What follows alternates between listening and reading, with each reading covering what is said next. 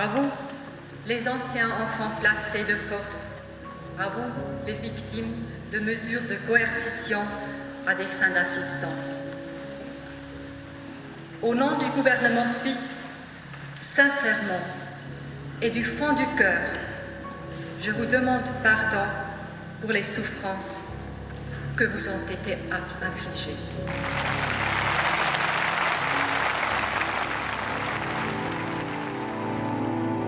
Longtemps, la Suisse a cru bien faire en disloquant les familles les plus pauvres.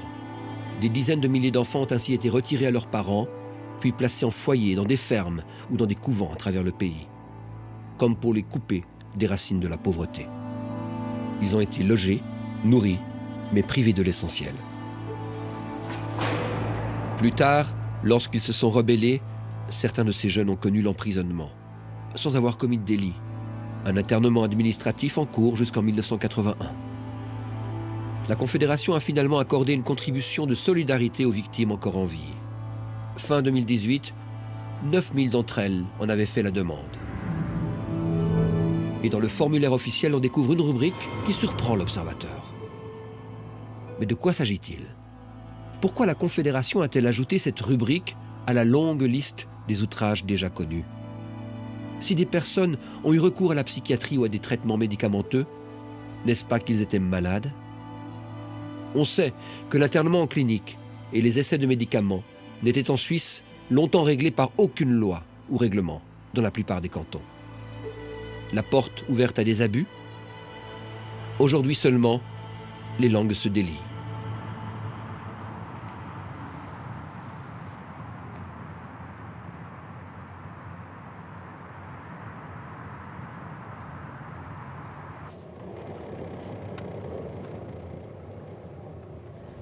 C'est l'hôpital psychiatrique du canton de Fribourg.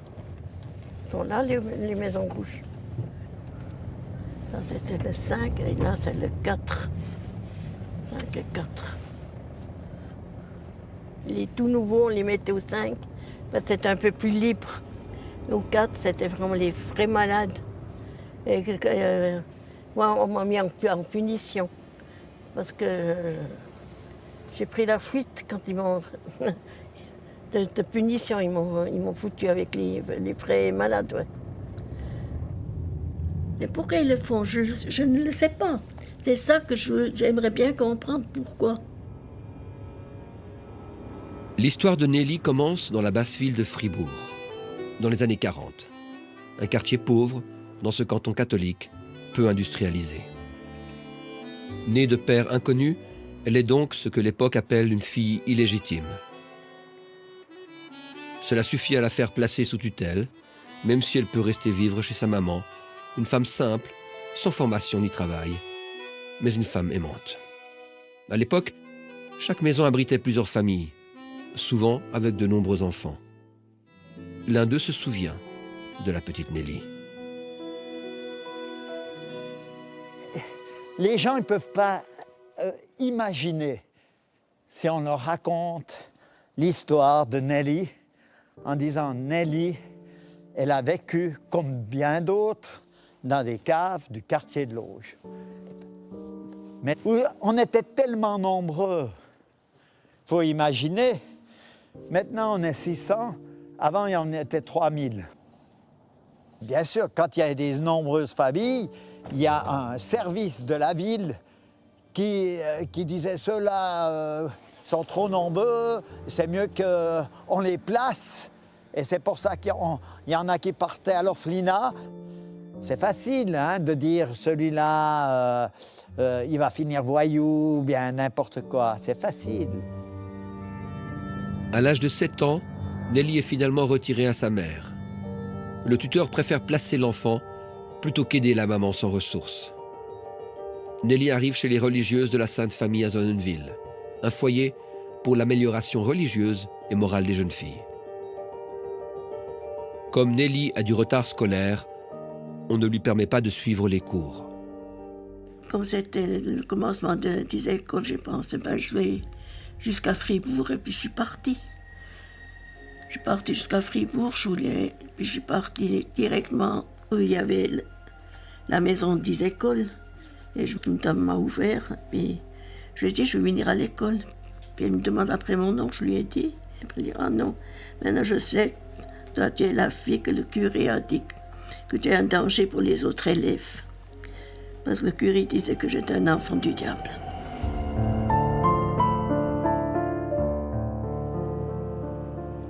Quelques années plus tard, Nelly est placée dans un autre internat religieux, au château de Lully.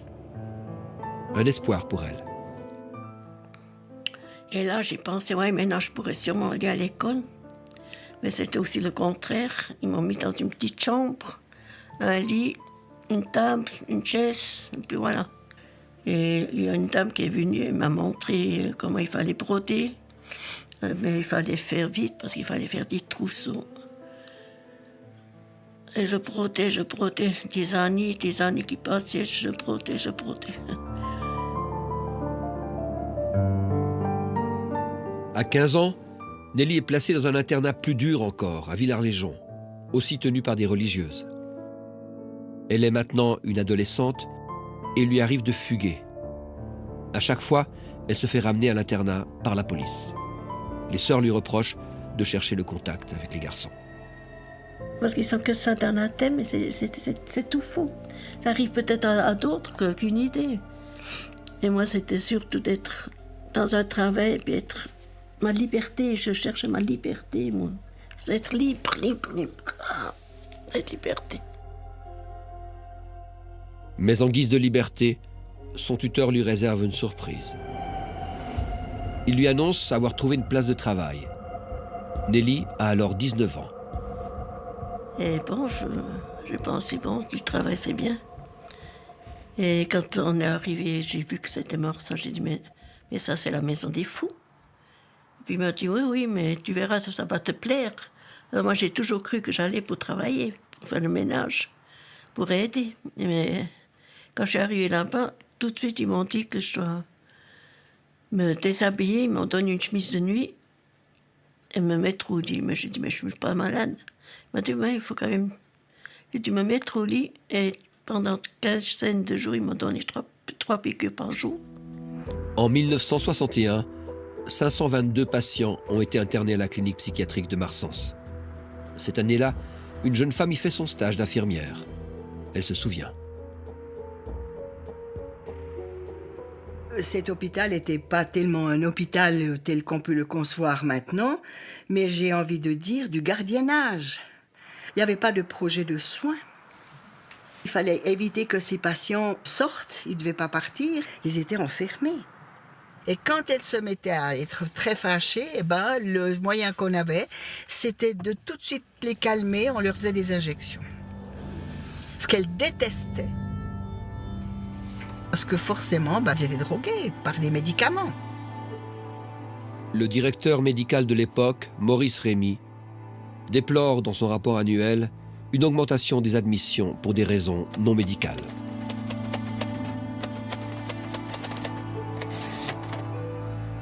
Il déplore alors que sa clinique serve à interner des personnes simplement jugées asociales. En 1961, un tiers des internements, soit plus de 170, concernent des personnes ne souffrant d'aucune maladie mentale. Moi, j'ai eu du bol. Quand on savait que quelqu'un qui venait de Marsens, c'était terrible. Quand on savait que le gars, il était normal, mais on le mettait parce qu'il était un peu plus violent, un peu plus différent. À Marsens, c'est le service social qui disait, celui-là, il faut le mettre un moment là-bas, ça lui fera du bien. Oui, il croyait que ça nous faisait du bien. Chaque clinique devait lutter pour trouver des ressources. Parmi ces ressources, le travail des internés. Nelly confectionne des boîtes pour un confiseur. Et puis quand j'avais 1000 par jour, il me donnait un paquet de cigarettes à la place. Alors, c'était votre salaire, entre guillemets. Ouais, il me donnait un paquet de cigarettes. Et puis un beau jour, Liliane fait la connaissance de Nelly.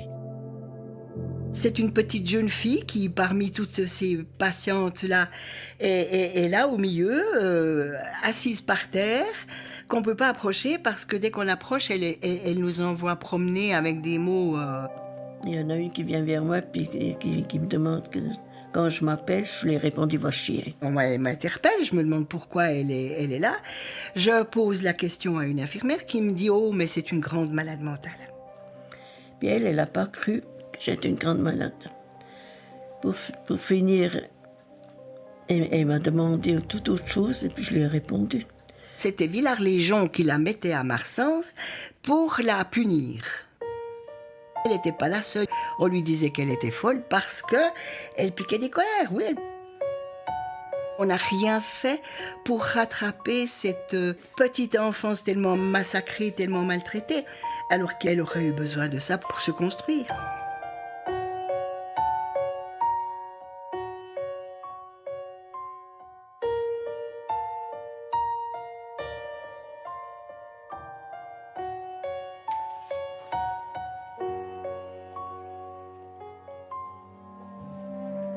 L'historien zurichois Thomas Wanker se penche depuis des décennies sur les mesures de coercition à but d'assistance. Il nous rappelle que le Code civil suisse a longtemps intégré la faiblesse d'esprit comme cause de tutelle, une terminologie indistincte qui permettait de contrôler toute personne au comportement jugé inadéquat. Mais comment expliquer l'internement psychiatrique de jeune fille en révolte contre son sort, une jeune fille avide de liberté, comme c'était le cas de Nelly? Le diagnostic, ou l'un des diagnostics les plus absurdes, était celui de faiblesse morale. On arrivait à la conclusion que les personnes ne sont certes pas folles, elles sont normalement intelligentes, mais elles souffrent de faiblesse morale, parce qu'elles n'obéissent pas à la morale ambiante. Par exemple, elles veulent absolument avoir un petit copain, ou elles ont un enfant sans être mariées, ou alors elles vagabondent. Et ce diagnostic psychiatrique peut vous faire interner, alors que vous êtes totalement sain d'esprit.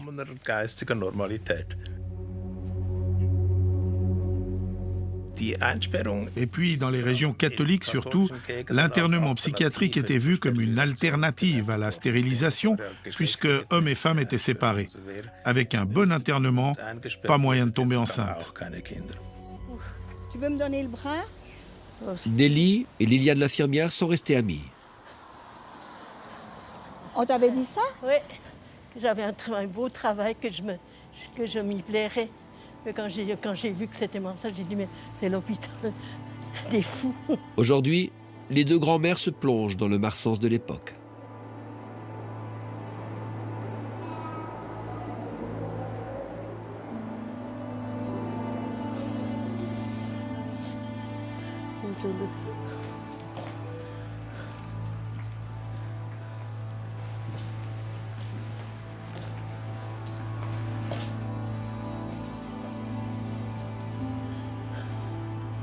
Oui, Maurice Rémy, oui. Premier essai de médicaments, tu vois. Ouais. 1955. Mais ils m'ont aussi donné, mais chaque fois je les foutu. Ouais. Je les mettais dans la bouche et puis après je les foutais dans les toilettes.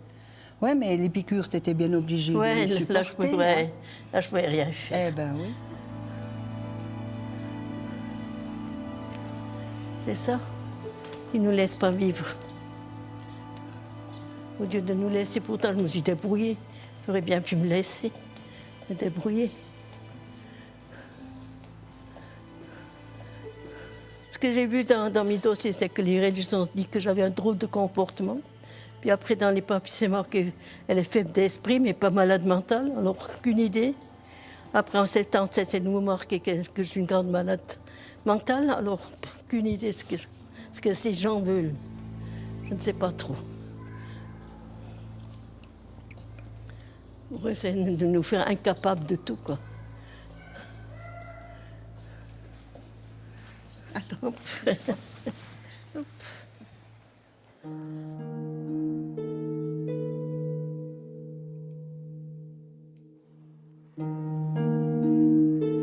Nous sommes près de Zurich. Autre canton, autre histoire. Celle de Walter Emisberger. Il est né en 1957, selon lui quand sa maman était en prison. Il passera les premières années de sa vie en orphelinat, avant d'être placé par la commune chez un couple de pasteurs.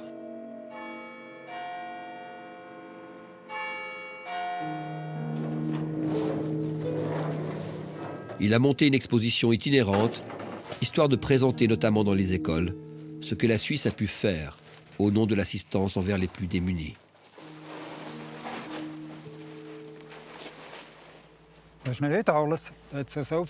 Mais les placements, ce n'est pas tout.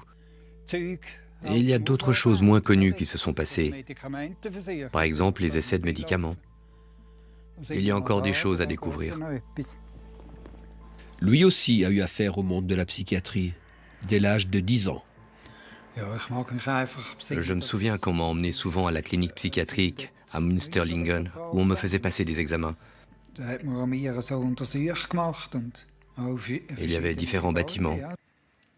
Quel était votre sentiment alors?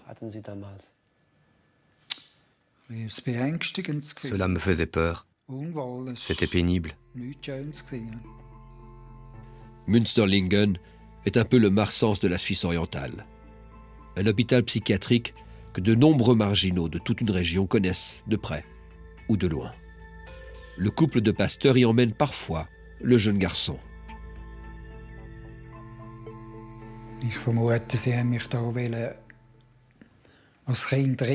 J'imagine qu'ils voulaient me remettre dans le droit chemin. Ils voulaient remodeler l'enfant que j'étais, vous voyez. Pour que je me comporte comme les gens le souhaitaient.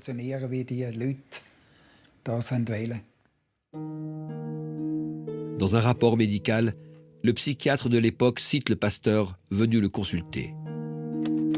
L'enfant serait difficile à élever, aurait une mauvaise attitude au travail et se mettrait facilement en colère.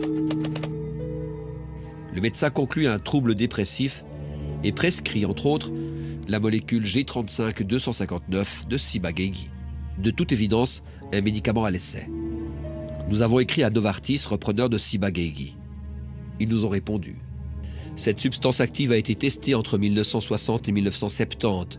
Il n'est plus possible de savoir quelles ont été les raisons qui ont poussé à abandonner la molécule G35-259.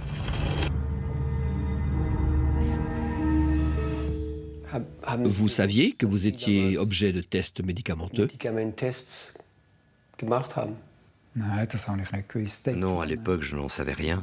Je savais juste que je devais prendre des médicaments. Pour moi, les médecins étaient des modèles. Ils t'aident, ils te guérissent si tu es malade. Mais je n'étais pas malade. Je pouvais travailler et aller à l'école. En vacances, on me plaçait pour travailler à la ferme. Donc j'étais bien en bonne santé.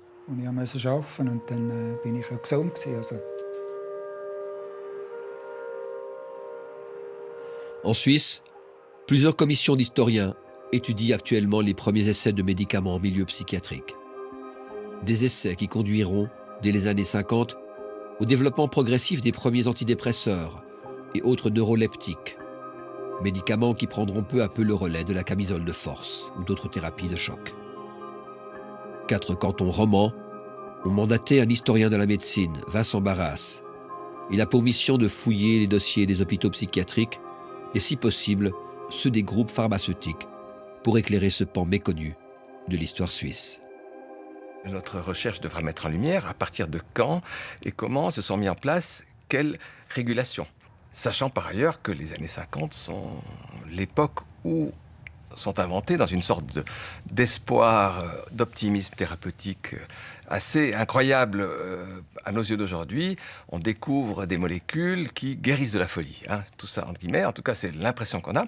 Et donc dans cette époque très particulière, il s'agit de regarder comment les choses sont faites, dans quelle mesure ces choses sont faites contre le gré des patients, en les contraignant ou non, ou en les mettant au courant dans un contexte où, par ailleurs, le médecin lui-même n'est pas très au courant de ce qu'il fait, il ne connaît pas vraiment les effets, il a une molécule entre les mains, dont il a l'impression qu'elle va tout guérir, mais il n'en connaît encore de loin pas tous les effets secondaires, par exemple.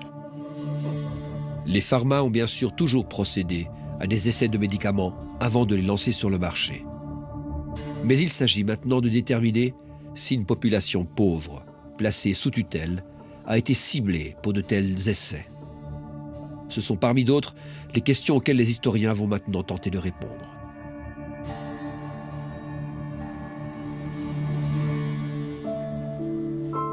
Revenons à Nelly. Nous sommes ici chez elle à Bâle. Il lui manque aujourd'hui des années de cotisation AVS pour les 6 ans passés en clinique psychiatrique. À l'automne de sa vie, elle garde encore les stigmates de son passé. On n'est sûr de rien du tout. Quand on n'a pas de réserve d'argent, quand on n'a pas de boulot, quand on n'a rien, eh bien on n'est rien, on a le droit de rien. On doit seulement toujours avoir peur du lendemain, c'est tout. C'est ça notre vie. Mais on vit, on est quand même là. Moi je dis toujours, on est des morts vivants. Mais Nelly est toujours debout. À 25 ans, elle s'est libérée de la tutelle en se mariant. Elle a fondé une famille, elle a appris à lire et à écrire avec ses 2 filles, et elle a toujours refusé une rente invalidité. En 1974, elle fait la rencontre d'Athédée Carmonde, une rencontre décisive pour elle. J'étais endormie dans un bois dormant, et eux, ils m'ont réveillée. Parce qu'ils m'ont pris au sérieux, ils m'ont fait lever. Ils étaient dans le droit d'habiter cette terre comme tout le monde. Nous sommes ici dans le fief d'Athédée Carmonde à Trévaux. C'est ici que Nelly a eu droit à ses toutes premières vacances en famille. Elle s'y sent aujourd'hui comme à la maison. J'aimerais bien rentrer au chaud. Allez faire un thé, c'est bien. Athédée Carmonde, Athédée comme aide à toute détresse, est un mouvement de libération de la parole des plus pauvres.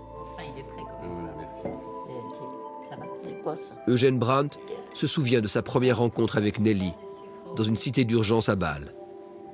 C'était il y a 40 ans. Elle avait une très belle femme avec des cheveux noirs et elle pouvait les avoir comme un rideau, mais elle pouvait aussi les lancer comme ça pour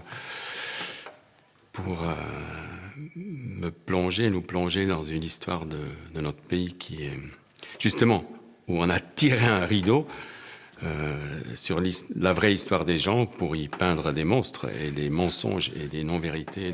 Le mouvement Athédée Carmonde a été un des premiers à dénoncer la grande pauvreté comme une forme de violation des droits de l'homme. En Suisse, il a aussi été un pionnier dans les universités ouvrières pour redonner dignité à ceux que le parcours de vie avait brisés. Ce mouvement sait plus que quiconque ce qui se cachait derrière la santé éclatante de l'économie suisse des années 60 et 70. Ceux qui ne correspondent pas à cette évolution, tout d'un coup, sont stigmatisés.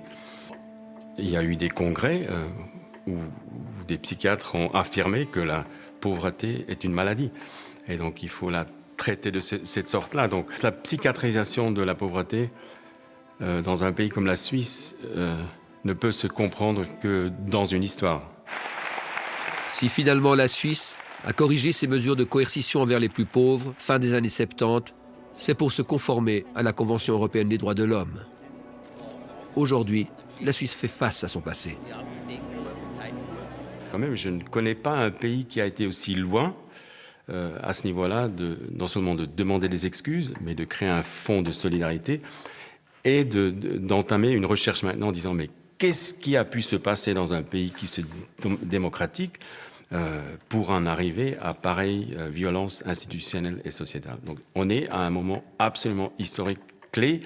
La question c'est qui est amené autour de la table pour réfléchir.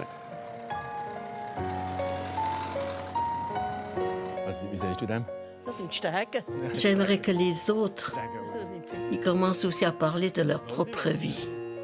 Ils sortent de leur silence.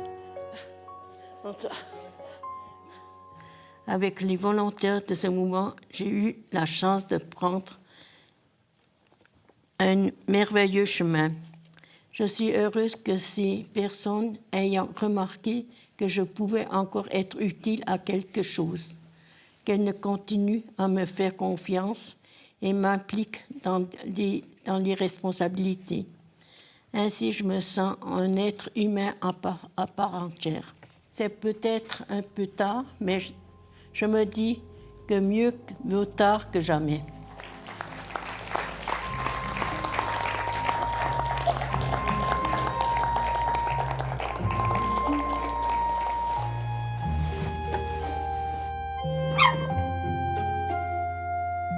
Cette histoire se termine, mais elle ne se referme pas, car tant reste à découvrir, notamment pour ce qui est des essais médicamenteux en milieu psychiatrique.